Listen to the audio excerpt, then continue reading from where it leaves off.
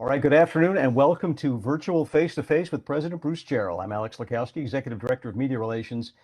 These are numbers we have never seen before. Those sad words were spoken just yesterday by Dr. Nora Volkow, Director of the National Institute on Drug Abuse. During the first full year of the pandemic, from April 2020 to April 2021, a record 100,000 Americans died of a drug overdose. That's up almost 30% from the prior year. Many of those people were young, under 35, and about two-thirds of the deaths resulted from opioid misuse. Opioid use disorder tears apart families, fills up jails, leads to terrible health consequences, and imposes a tremendous economic cost on everyone. A 2017 survey by the CDC estimated the cost to the nation of opioid use disorder and opioid overdose deaths to be more than $1 trillion. That was just during that 1 year.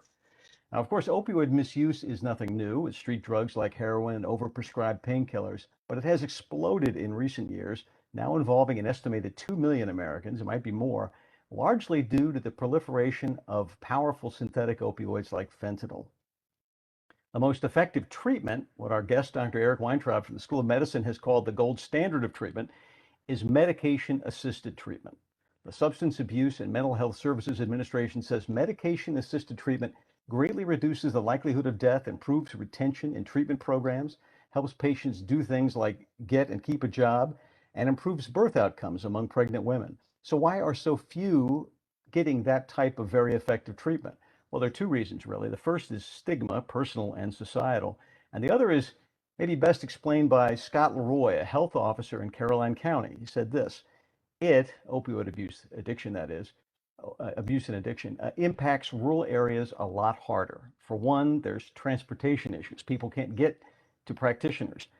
Locating doctors is harder out here. Recovery is always a personal choice, and you have to be there when they're ready to make the change. So several years ago, Dr. Weintraub and some colleagues began using telemedicine to connect addiction treatment specialists here in Baltimore with patients at a facility in Hagerstown with great results.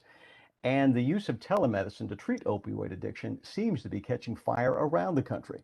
But now Dr. Weintraub and his team have taken telemedicine down a new road. Actually, you could say a lot of roads, country roads for the most part. For the last 2 years, they've teamed up with Caroline County Health Department in providing mobile telemedicine. Their 36-foot purple and white telemedicine van uses an encrypted video circuit to connect patients to providers. The van is also staffed with a nurse, a substance abuse counselor, and a peer recovery specialist. A study of their results so far, published in JAMA recently, looked at the 94 patients in the study, and all of them treated within 10 miles of their home between June and October of last year. It showed the treatment was just as effective as traditional in-person medication-assisted treatment. Nearly 64% remained in treatment after 2 months and 58% after 3 months, which is obviously very impressive. Our guest again is the leader of that team and much more, Dr. Eric Weintraub, professor at the University of Maryland School of Medicine. He's also the medical director of Medical Center's Psychiatric Emergency Services. Let me remind everyone first, this program is being recorded. In a little while, you'll have a chance to ask Dr. Weintraub your own questions. Please write them down in the chat area. When the time comes, we'll call on you by name and you can ask your question. If you want to remain anonymous, that's okay too. Just let me know. With that out of the way, let me introduce our host, UMB President, Dr. Bruce Jarrell. Thank you, Alex. It's a pleasure to be here. And for Dr. Weintraub, thank you for agreeing to be with us today. For those of you in the audience, you may know that I have a special place for Caroline County. That's where I grew up, and I've actually been to visit the mental health program, the telehealth program there. So it holds a special place in my heart. It's important to that county. And for sure, transportation was an important issue when I visited there. But I wonder, Dr. Weintraub, in starting out, if you could give us a broad perspective. There was just a Washington Post article yesterday, I believe, and it was talking about how the U.S. is head and shoulders above everybody else in this particular world of opioid deaths.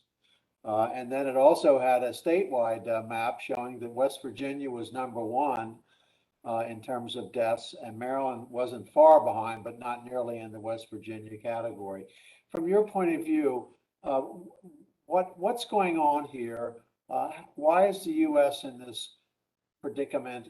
And what other countries are having the same kind of problems as we are, if you have any knowledge about that. So why don't I hand it over to you and give us some perspective here?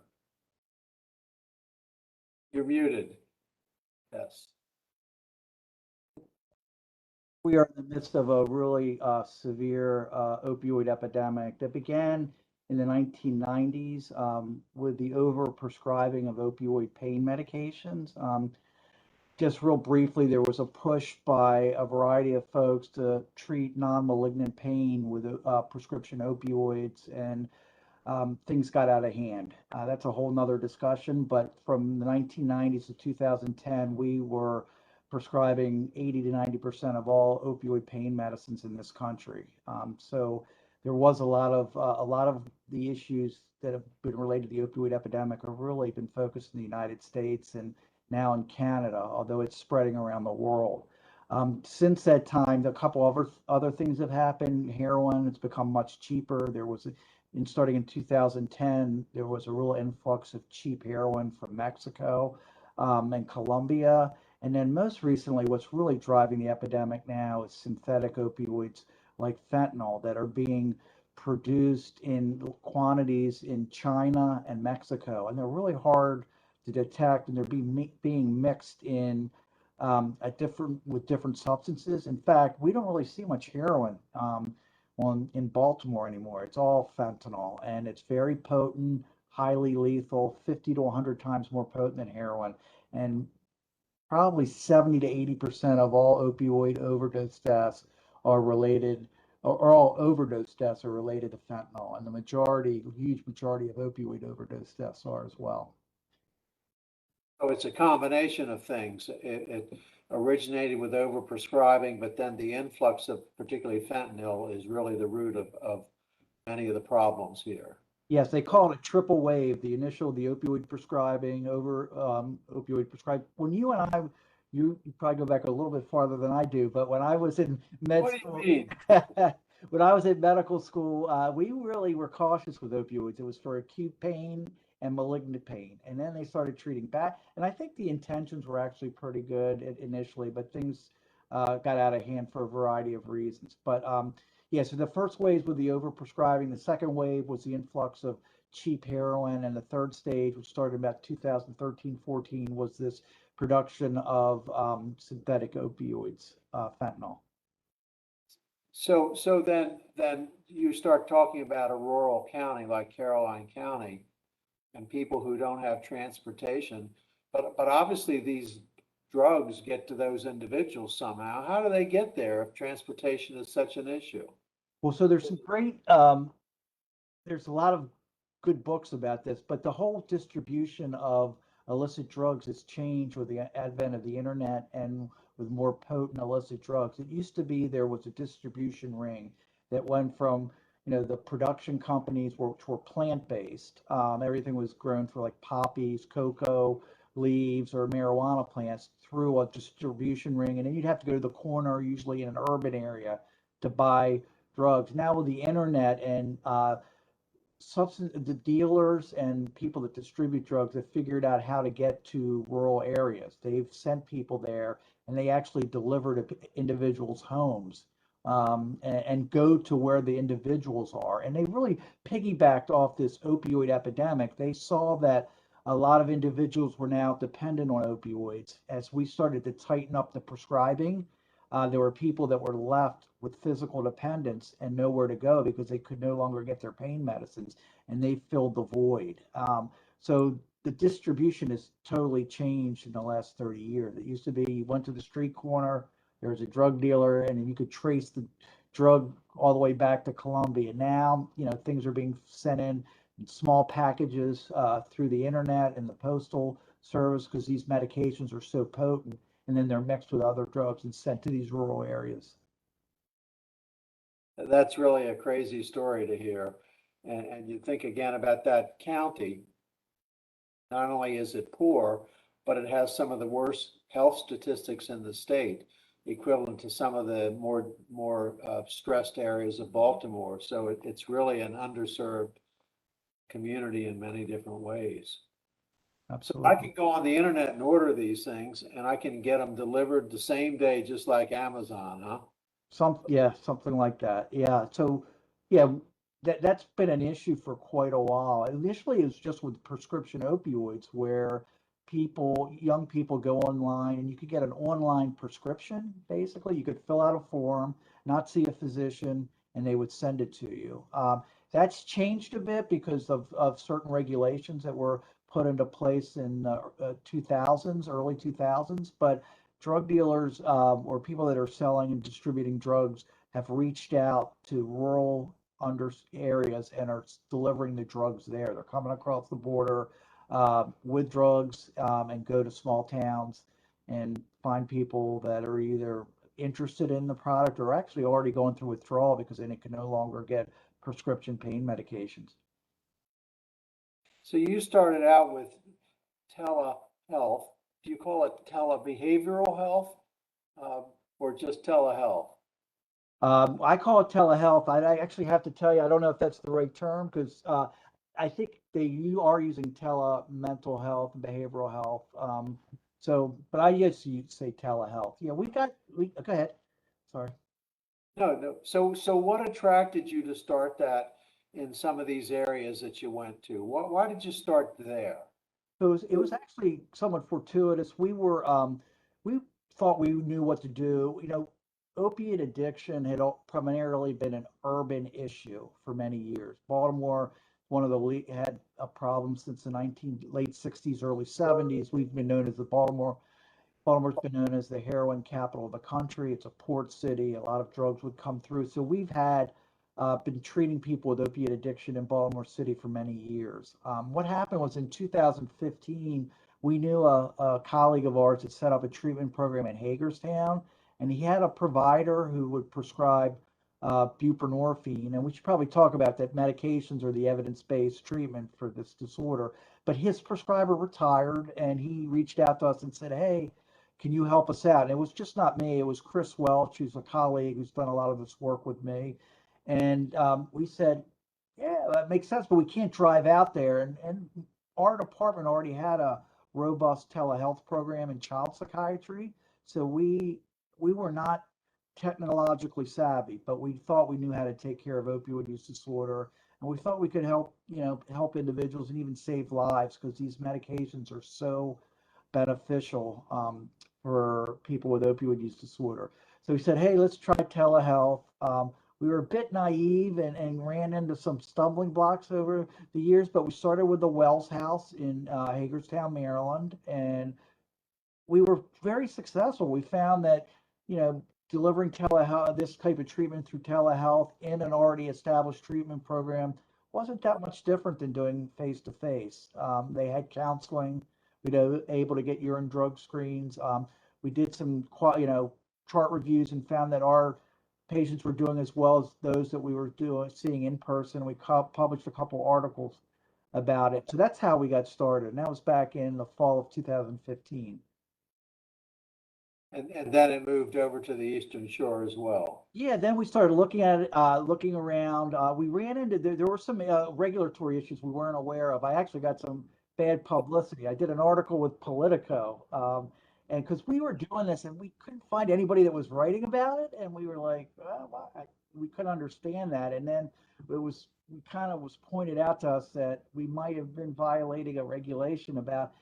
There's a Riot and Hate Act that was established in the early 2000 that basically said you had to do an in-person evaluation before you could prescribe controlled substances via the internet. And it was unclear when we were getting into it whether that was really. I'm serious. There were actually position in white papers that said it really wasn't, necessary. But then I talked to this guy, and he sort of wrote an article that he thought was positive, but I don't know if the medical school thought it was so positive because they basically said we were violent, we were a band of renegades that were going in rural areas. And so we actually looked at the law very carefully and were able to figure out some workarounds with the DEA. There were some exceptions to the rule. We got all our clinics registered as DEA registered clinics. And so even before COVID, we were kind of like advanced in doing this work, because there were other parts of the country that didn't feel comfortable, didn't have the same DEA agent that we were able to find to help us out. Wow, that's an amazing story, actually, Yeah. where you actually got help to solve a problem, huh? Yeah, it really was. So the dean, obviously, he was actually supportive. He just said, just, straighten things out, make sure you're doing things the right way. And I happened to have a meeting with the DEA agent about my methadone clinic, and we kind of resolved, it was just routine. At the end of the meeting, I said, look, this is what's going on. And she was just a wonderful person. Tell your name, her name was Ruth Carter. She was from like the regional director, and she said, that's not the way the law's supposed to work. And she helped us out. And the problem is that the DEA doesn't always enforce things. Depending on who your agent is, things can be enforced differently at different parts of the country. So we were able to work and do this great work with her support, and so that was good. But we started getting offer. The reason our goal is really not to treat everybody in the state of Maryland. The problem is there's a lack of access to this type of treatment for a couple reasons. There are two major medications that are used. They're both agonist medications, opioid agonist medications, which mean they are opioids. One is methadone, which has been approved since 1970, but it's very highly regulated by the federal government. Individuals have to go almost initially 6 days a week. Most of those clinics are located in urban areas, 95%, because of travel issues, and also because that's where the problem was. And then buprenorphine, you need a special waiver to prescribe it. That's another one of the two medications that's used. And the majority of the providers are located in urban areas. 50% of the counties in the United States do not have one waivered providers. So we just went to areas that we would prefer that there were providers there that could do this work, but if they're not, we know that these medications can decrease overdose by up to 50%. So our goal is just to allow individuals to have access to this treatment. For the listeners, please make sure you get your questions into Alex so we can get them in front of Dr. Weintraub to answer your kinds of questions. So you made then a modification on this clinic in Denton, and you made it a mobile telehealth process, which is a pretty wild idea. So tell us what you did there and how it's been working. Okay, so we were working with the Caroline County Health Department, great group of individuals, and we were actually doing telehealth directly into the health department, and we were helping and treating individuals there with opioid use disorder. There was not one provider who could prescribe buprenorphine in the whole county when we started, and there's no methadone clinics. The closest one's in Easton, and you know that Easton's not, it's close, but or not really close, and to go there every day was just not possible. So we're treating individuals in the health department, and Joe Jones, who was the addiction person at the Caroline County Health Department, I kind of put our heads together and saw that there was a group of patients that couldn't get to the health department because of transportation issues, and so were unable to access treatment. So what we did was we applied for a grant from HRSA, which is a federal agency that's focused on rural areas, and came up with this idea of getting a van and sort of integrating our telehealth program that we had, that we knew was working. And what ended up happening is we went to different small towns and set up clinics. So we are in 4 different towns in Caroline County: Federalsburg, Denton, Ridgely, and Greensboro. And we have the van, we have a telemedicine capability in the back. We partner with the community. We park in a church parking lot, and they let us use their buildings. And we have nurse, counselor, and peer recovery specialist he's an ex-military man who's great. He's good. He knows how to take care of the van. He's a mechanic. And so we go and park in these different towns, and we run clinics there and treat people.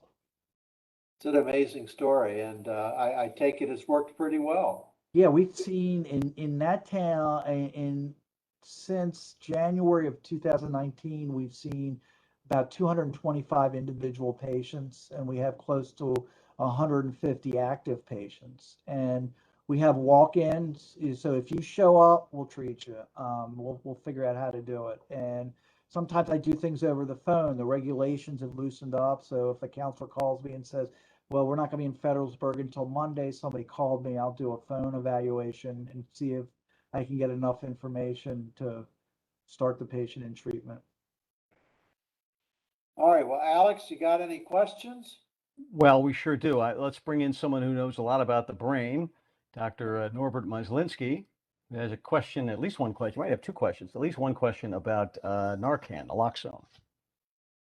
Are you there? Dr. Weintraub, thank you for a wonderful presentation. Maybe you can enlighten us as to what has been done lately to make Narcan more available to the lay public, to the parents, the spouses, the families of those individuals that abuse drugs, schools, other organizations that are out there that may have drug abusers frequent them. I mean, in some cases, you can get Narcan for free. In many other cases, it is expensive. And if you go to different pharmacies, there's different laws and regulations and different prices and so forth. And considering how many deaths there are from overdose of the opioids and how effective Narcan can be in preventing those deaths and how safe Narcan can be, what has been done lately to increase the availability of this powerful and useful substance to the general public? And you probably should describe, I know almost everybody probably knows what naloxone, Narcan, what that is, but maybe not everyone. Do you want to explain how that's used, what it is? Sure. So opioids, the lethal opioids affect the mu receptor in the brain and activate it. Narcan is a short-acting antagonist that displaces those opioids and reverses the effects of them, and is quite effective in overdose. Although, just a couple caveats with the new potent fentanyl, we've seen that we've needed to use more than we have in the past, higher dosages. And I think the question is a great question. I think there's probably several layers of answers. So I think there was each state is different, regulations are different. So I can only speak to what's going on in Maryland. A lot of my work is focused on the Medicaid population. So individuals in Maryland that have Medicaid can actually get Narcan for free. As part of harm reduction strategies, and harm reduction by definition is knowing that people will continue to use to some degree, and how can you make it safer while they're using. So that would include dispensing Narcan to individuals that have opioid use disorder. And for example, in our medical psychiatric emergency services area, we just came up with a program where everybody that walks out of the emergency room that has opioid use disorder can get Narcan as they walk out the door.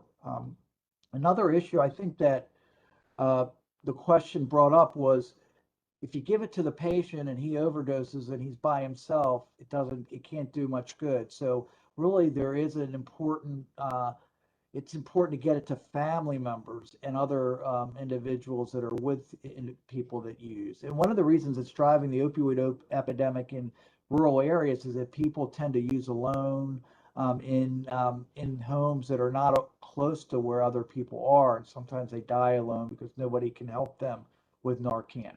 So the problem with expanding Narcan is there's certain areas that are still have what we call stigmatized views about certain types of treatments, and feel like by giving Narcan, you're just enabling a patient to continue to use. So we get into those. So there's a variety of different issues, but there is a real strong push to be able to fund and give Narcan to as many people as possible. I don't know if that's it answers the question completely, but we run into, like I said, different regulatory issues in different states. Different states have different insurance plans. We even have states that still don't have expanded Medicaid, which is a problem for even buying life-saving medications like buprenorphine. And like the question or said, the price of Narcan has gone up dramatically. So hopefully that answers the question. Alex? Okay, Karen Janes wants to ask about possible connection between opioid addiction treatment and medical cannabis. Karen, go ahead. Mm.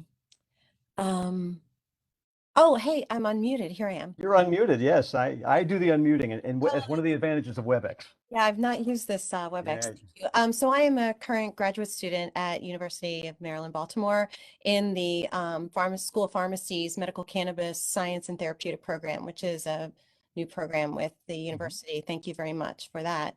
And so I am wondering, Dr. Weintraub, what is your thoughts and opinion about medical cannabis as we are getting state legalization and more states? I think we're at maybe 38 states at this point, and considering federal legalization and advocacy moving in directions that seem that this might happen, in moving the methadone program into a possibility of optional, or options in medical cannabis as research moves into that direction. Do you have any thoughts on that? Thank you for considering that.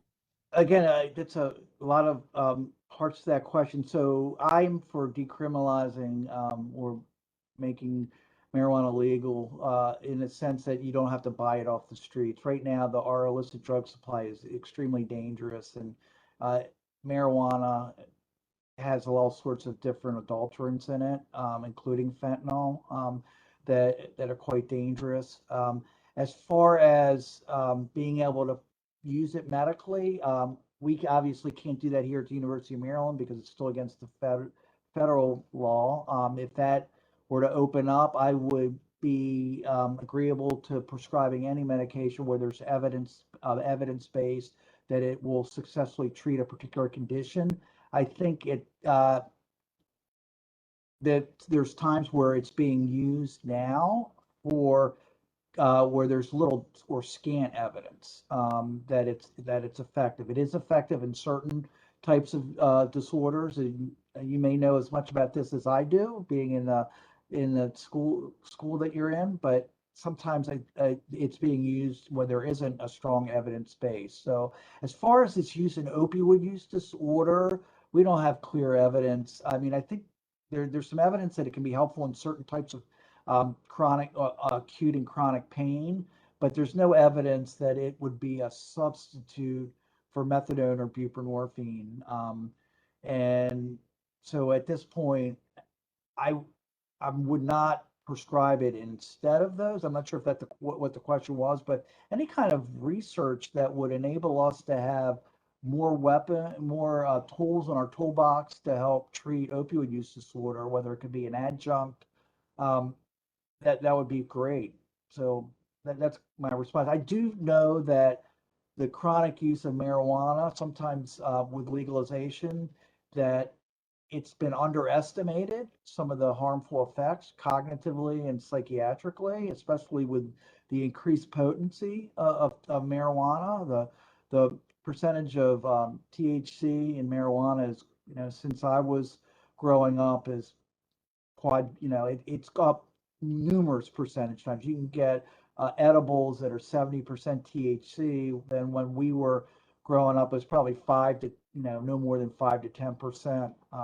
So and we're seeing a lot more of psychiatric uh, sequelae from people that are using marijuana. So I think I don't think people should be locked up for for using marijuana, however. So I think and we need to deregulate it so we can study it more and make sure that we use it where the evidence is.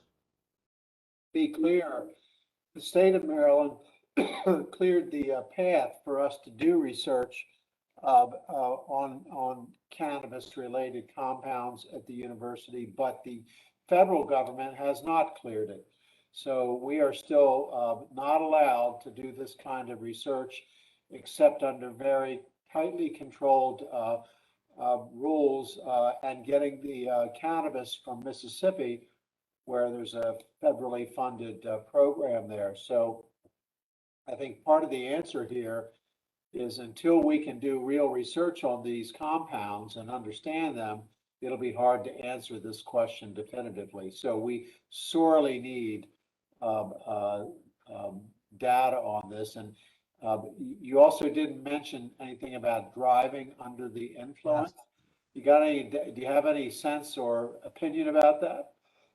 Yeah, I think it's an issue. I mean, I haven't looked at it, so I don't want to give not up to date data, but Canada has really looked at this data pretty carefully, and I could do a review, and but it's an issue. People that drive impaired under marijuana have increased amount of accidents. I don't have like definitive data or statistics to share with you, so but I do have concerns. I think anybody will that has impaired I mean, clearly THC marijuana can impair your judgment. I used to hear a thing where, yeah, I would say it's a problem. I'll just leave it at that. Yeah. Alex? All right, let's bring in Hallie Miller. Hallie is a reporter with The Sun. Hallie, thank you for your interest. What's your question for Dr. Weintraub? Hi, thank you so much for having this session. It's been really helpful. We're trying to localize yesterday's news and contextualize it for our readers who are, as you are probably aware, predominantly from the state of Maryland.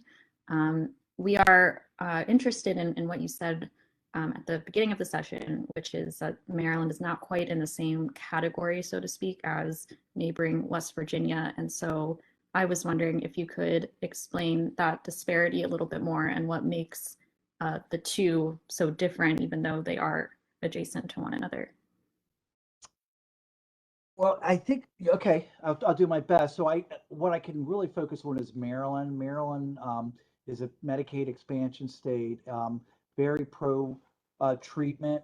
We've received support from the state Behavioral Health Administration, and Governor Hogan has developed the OCC, which is focused on expanding access to medication-based treatments for opioid use disorder, which, as we talked about, is the gold standard. So, and we're able to get individuals treated in the state of Maryland. And we have a higher percentage and penetration of medical providers. I don't know if providers is the right word, but physicians, nurse practitioners, PAs in the state of Maryland. So West Virginia doesn't have the same infrastructure that we do. I've worked peripherally with some individuals from Morgantown that were doing telemedicine, and there's just really a dearth of providers in that area. It's much more of a rural state. They have a lot more transportation issues.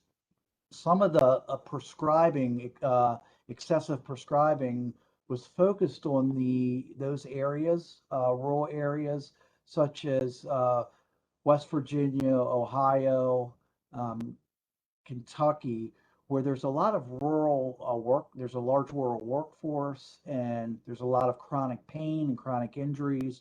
When overprescribing started of illicit opioids in the 1990s, there was a focus of big pharma to market their new long-acting opioids to primary care providers in these areas, who were high prescribers naturally because of the patients they were seeing. They kind of sold them on the fact that by prescribing these medications, you would not increase the rates of addiction. So there was actually a real spread of these opioid prescription medications and a large rates of addiction there. And I think they just didn't have the infrastructure to respond like Maryland does. So I think Maryland has a very supportive state government, a high, again, we have Baltimore, Washington, we have Johns Hopkins, we have University of Maryland, there's hospitals. We're not as rural as West Virginia. I mean, I talk about rural like Caroline County, but as Bruce knows, you're not far enough away from a pharmacy or a treatment program, maybe 30 minutes, at most. But there's probably areas in West Virginia that travel is much more of an issue. I had a son that went to college at Davis and Elkins, and so I've driven through there, and there's swaths of land where there's not a pharmacy or treatment program that you could get to. I don't know if you had anything to add to that, Bruce. No, not much to add. You can get the access to pharmacies in Caroline County, and they're 20 or 30 minutes away, but that's not like West Virginia, I think. So those are some thoughts. I can't say that I know exactly everything that happens in West Virginia, but those would be some of my initial thoughts about the difference. Hallie, you had a quick follow-up. Yes, thank you. So it sort of sounds like a potentially great equalizer then to sort of mitigate these disparities between rural and disconnected and urban and relatively better connected is telemedicine. And so is that potentially a lesson that can be learned from the pandemic that can be carried over into a post-pandemic landscape if we ever get there? Absolutely. We always have a colleague that always expresses this by that our responsibility as an academic center in an urban area is to pipe out our expertise to underserved areas at the University of Maryland. That's what we need to do. And I think telemedicine is an effective strategy. I think we'll have, the model will have to change depending on where you are. Like we talked about, Maryland is not rural like New Mexico. So, but I think that the actual model and idea of using telemedicine, mobile telemedicine, is one that will really work with this population. The medications are so critical to stabilizing what's going on in the brain, and they're so effective in decreasing overdose. Now, I'm not saying they're a magic answer and you don't need any other type of treatment, but you can't really get started without these medicines. And then you can sort of kind of get grounded and start thinking about what you need to do to continue your recovery. So yes, I do think just as an aside, we've also started a program where we got a grant to do this work in 3 county jails in the state of Maryland. What we see is that our patients are, we see them in emergency rooms where we're starting to use these medications to get people started. We see them in treatment programs. We also see them in jail. And most of the people that end up in jail that have opioid use disorder are not what we call hardened criminals, but they're there because they've been doing something to get medications or opioids to treat their addiction, to enhance their addiction. And they're really nice people and want the same things that everybody else does. So we actually have started treating patients in jails because we know the rates of overdose upon release from incarceration are astronomically high. People get detoxified in jail, they have no tolerance, and when they walk out, they start using these really powerful illicit opioids and they die of overdoses. There was one study that showed that there was almost 100% increase in overdose deaths in the first 2 weeks post incarceration. And so anyway, I hope that answers your question, Haley. All right, let's go to Darren Gilchrist. Darren, you've been very patient. Go ahead. Hi. For one, thank you so much for having this conversation. I definitely feel it's an important one to be having. My first question is, with methadone and buprenorphine being under tight regulation and use in urban communities, as you said earlier, how is it the opioid epidemic being addressed in the rural communities where you did have a lot of overprescription of opioids? So I think there's several prongs to how we address the epidemic. So there was so we want to increase access to treatment, these life-saving medications. We've talked a bit about that. We want to decrease opioid prescribing, in inappropriate opioid prescribing for pain. So that's a complicated topic, but what we've done is we've begun to educate our younger providers and our physicians. Prescribing has gone down by about half since 2012 when it peaked of opioids, although certain counties still have very high rates, but we're working on getting physicians to prescribe appropriately. Not everybody that has their wisdom teeth out should get a 30-day supply of opioids, because that's what happens. It still happens more than it should. People still can go to, but we're doing a much better job at decreasing access to prescription pain meds. The problem is you don't want to cut people off that need the medication. So you don't want an overreaction to that. We're also trying to work on the supply side where you want to stop as much of the illicit drugs coming into the country as you can and try to, but in general, that hasn't worked over time. Supply side interventions tend not to work. What you need to do is just try to work on the demand. That's where I think, because there's something that was developed, a term called the Iron Law of Prohibition, that the more you prohibit and try to enforce this and decrease the supply of drugs, the more potent they get.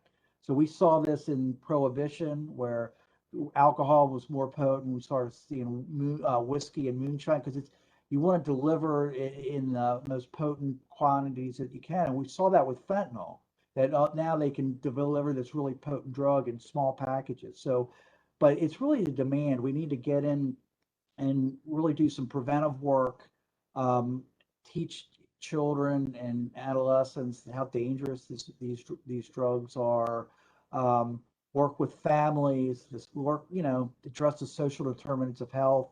It's hard for people to get better when they don't have food, they don't have a place to live, and increase access to the life-saving treatments. So I don't know if I exactly answered your question, but we need to get into the rural areas and really work on improving and increasing the workforce and support for the workforce. And that's something we can do here from the university, that our role and goal of us, and I think Bruce would agree with that, is to supply treatment resources, education, training to the state of Maryland.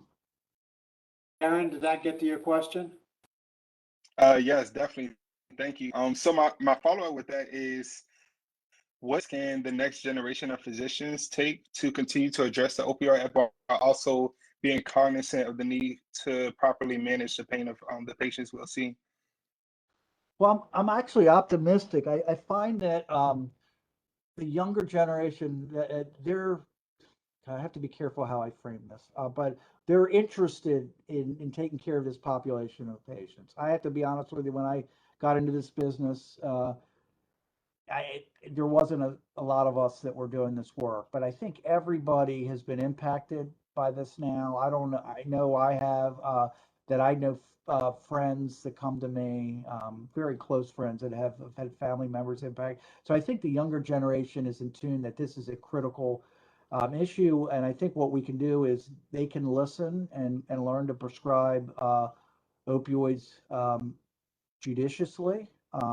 They can be ready to help individuals in their practice. What we know is that people do better when they're in integrated care. So trying to separate out substance use care from their medical care and from psychiatric care, that's really not that effective. Our patients don't like to go other places. They come to us. We can provide, we've developed a clinic actually at our methadone clinic where we can provide infectious disease care, medical care, and mental health care. That's what I think you need to do. So as a young, I don't know if you're a physician or a provider, but the more you can do to prescribe judiciously and treat those patients, consider it a chronic disorder that needs intervention and not a moral failing and people can just stop. But we need to have all of our doctors treat the whole individual and patient, and that includes their substance use issues. So Darren is a young MD PhD student, so you'll get to see him soon. I can't wait.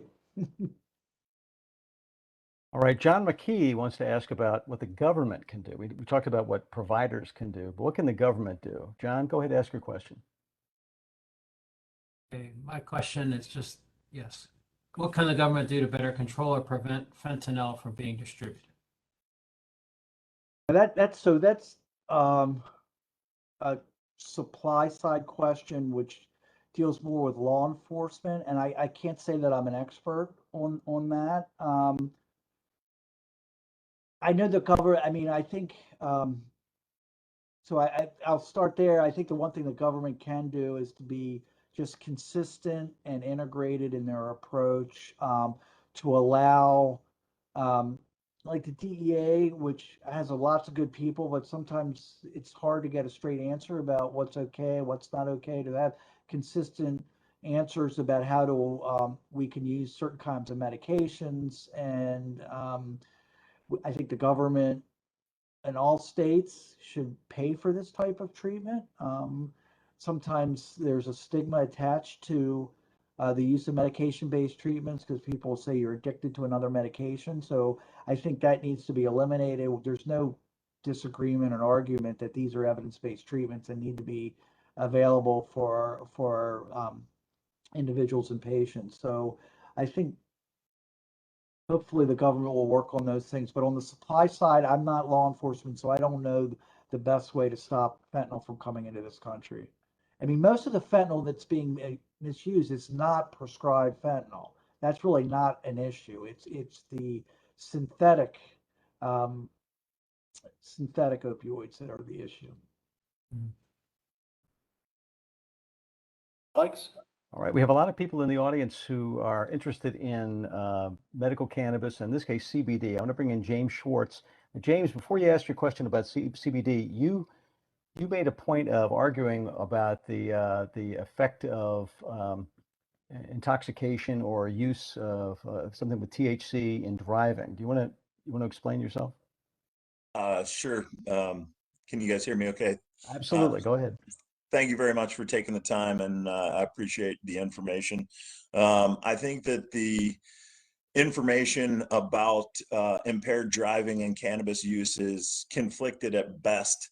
We've seen many NHTSA studies that have actually shown as long as alcohol is not actually related in the concept of what the person's been ingesting, that there is not any increase in accidents or impaired abilities to operate a motor vehicle. But I'm a ER critical care nurse by trade, and also have medicated plenty of people with plenty of different drugs that I know that they shouldn't be driving on, that we know that they do anyway. I'm not saying that that's an okay thing or equating one to the other, but we know that people drive impaired on opioids as well, and they shouldn't. But I think the question that I really have is, I've worked with several pain management specialists on using CBD in the reduction of opioid use.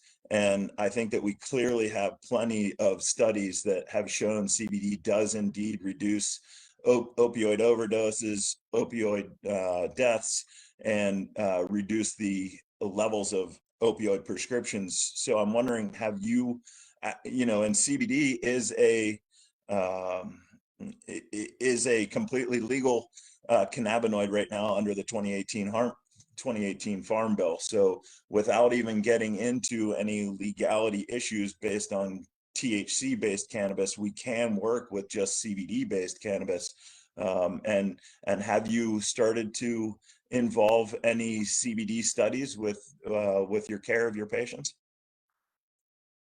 So the care, generally I'm dealing with individuals that have significant opioid use disorder. So I think I hear exactly what you're saying, and I agree with you that for individuals that are coming for the treatment of pain, that utilizing CBD in evidence-based manners is an appropriate way of trying to reduce opioid prescribing, which I think is a goal for all of us, that we want to see less opioids, and we want the prescribed, and that we only want to see them prescribed when it's appropriate. But as far as my practice and seeing people that are heavily, I guess the word, addicted to fentanyl or heroin, CBD, it doesn't really play a huge role. I mean, I'm not against if somebody's using CBD, but that's not going to address the issues that I'm seeing.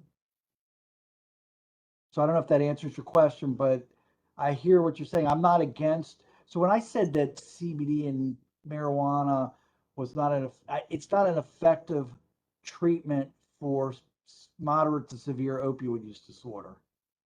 I threw a couple of studies into the text box, and it really has shown to be able to reduce the dosages of opioids, and we know that CBD does work on opioid receptors as well, and in a much safer manner.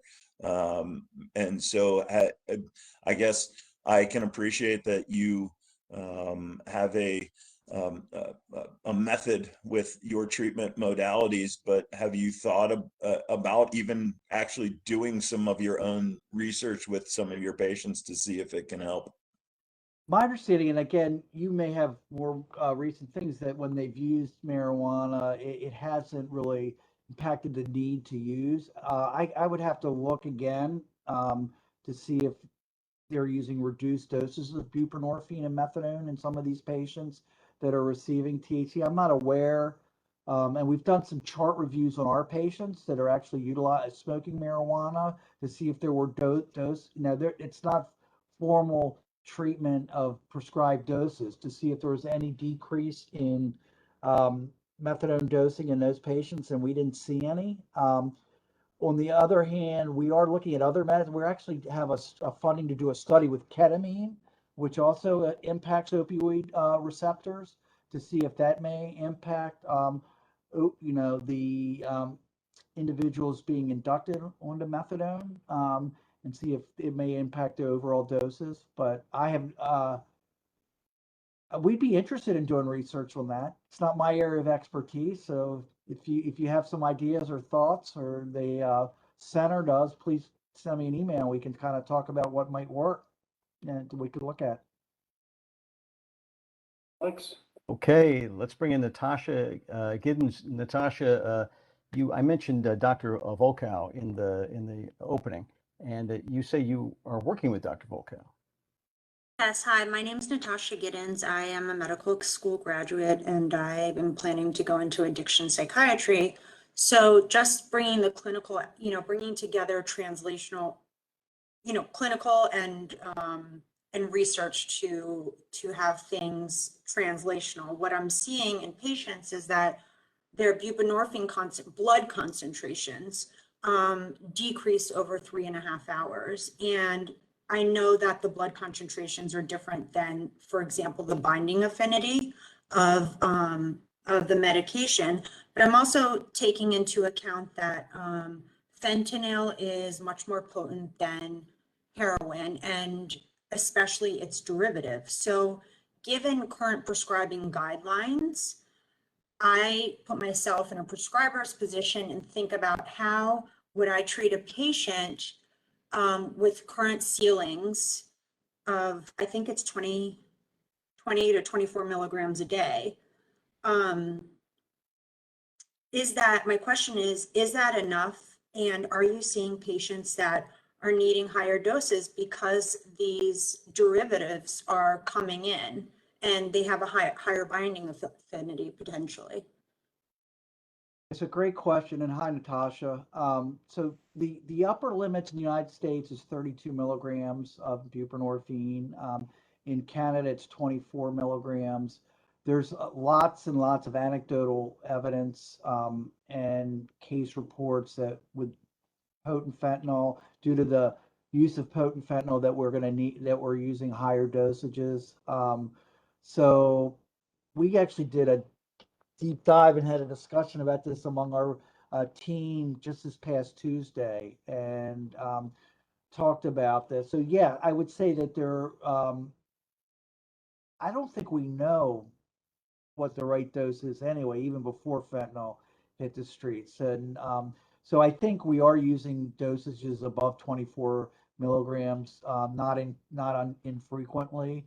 I think your other point about blood levels is really important too, that sometimes people do need more than once a day dosing. I think everybody's different and metabolizes buprenorphine differently. I see this a lot in the jail setting, where people were stable on a particular number, let's say 16 milligrams, 20 milligrams, but they were taking it twice a day. In jail, we can only get it to them once a day. It's just a workforce issue, and they're not going to do it. And we feel fortunate to be able to get into the jail and do this treatment. So, and I've seen a lot of patients that are saying, you know what, I'm taking the same amount, it's just not carrying me through later in the day. I feel like it's wearing off. When I was able to take it twice a day, it worked better. So, yes, there are some people that need to take this medication twice a day, definitely. And I usually leave that up to the patient. We'll talk about it, and they feel like it works better that way, then that's fine. Alex? All right, we have a question from the audience about medication-assisted treatment in general. I'm sure you've heard this a lot, but the question is, it seems like you're just swapping one opioid addiction for another. Can a person ever get clear of opioids, or is this something that's just something you're going to manage for the rest of your life? So I would argue, and I do argue that you're not addicted. Addiction are the behaviors that go about that are associated with chasing illicit drugs. So stealing, not being able to fulfill your work functions, not being able to fulfill your family functions, and a variety of other things that you see with people that are actively using illicit drugs. There's a large group of people that are dependent on different medications, including opioids, benzodiazepines, to take them responsibly. I don't consider them addicted. If they're able to go to work, be clear-headed, fulfill their responsibilities, I don't see it any different as somebody that needs to take high blood pressure medications or insulin for diabetes. You could argue that somebody with high blood pressure, if they ate a vegan diet and ran 10 miles a day, they may not need medications, but we don't consider them addicted or anything like that. So there's a behavioral component to opioid use disorder for sure, but we know that people that have been on illicit opioids for long periods of time have chronic, sometimes long-lasting, permanent changes to their brain chemistry that these medications help um, obviate. And what happens is that you will talk to individuals and that are taking this, they look great, they're being responsible in all areas of their life, and they basically say, I just feel normal. It's nice to be able to go through a day and not think about using drugs or illicit drugs.